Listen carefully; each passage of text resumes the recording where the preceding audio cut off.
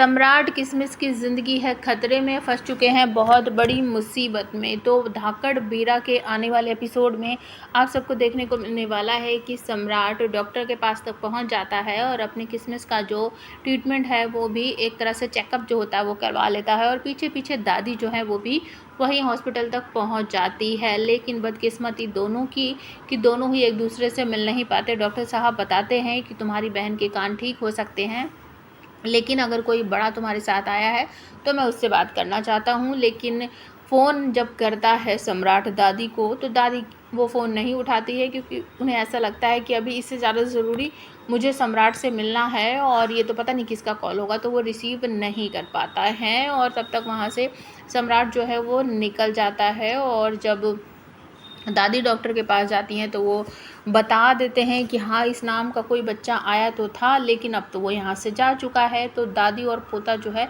दोनों एक दूसरे से नहीं मिल पाते हैं। और डॉक्टर के कैबिन में एक लड़की आई थी चाय वगैरह लेकर। वो मुझे ऐसा लग रहा है कि थोड़ी सारी बातें सुन चुकी है, समझ चुकी है कि सम्राट के साथ कोई भी बड़ा नहीं है और हम इससे अपना मतलब निकलवा सकते हैं। तो सम्राट वहाँ से निकल जाता है और उसे भूख लगी रहती है। तो जैसा कि मैंने आपको बताया था कि बप्पा का एक मंडप सजा है, वो वहाँ पर जाने वाला है। और वहाँ जाकर जब वो बप्पा के सामने हाथ जोड़कर कहेगा कि आपकी वजह से मेरी किशमिश के कान वान ठीक हो सकते हैं, आपका बप्पा धन्यवाद, मेरी किशमिश सुनने लगी है कानों से। तो वहाँ पर वो लड़की भी होती है जो डॉक्टर के कैबिन में चाय लेकर आई थी, और वो प्रसाद के तौर पर जो सम्राट को देती है, शायद उसमें कुछ नशीला मिला हुआ रहता है, जिसकी वजह से सम्राट खाकर बहुत उसे चक्कर से आना लगता है।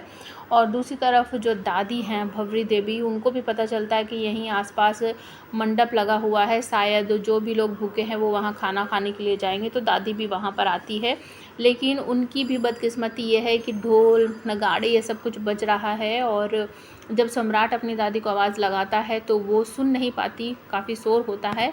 और किशमिश को भी कोई एक तरह से अपनी गोदी में ले लेता है, कपड़ा उड़ा लेता है, और सम्राट को भी कोई कंबल वगैरह या चादर वगैरह ढककर एक तरह से दोनों बच्चों का जो है किडनैप हो जाता है। मतलब कि किशमिश सम्राट की ज़िंदगी खतरे में है, वो दोनों मुसीबत में हैं। अब आप हमें कमेंट करके बताओ, भंवरी देवी किस तरीके से अपने बच्चों को बचाएगी, अपने सम्राट को बचाएगी।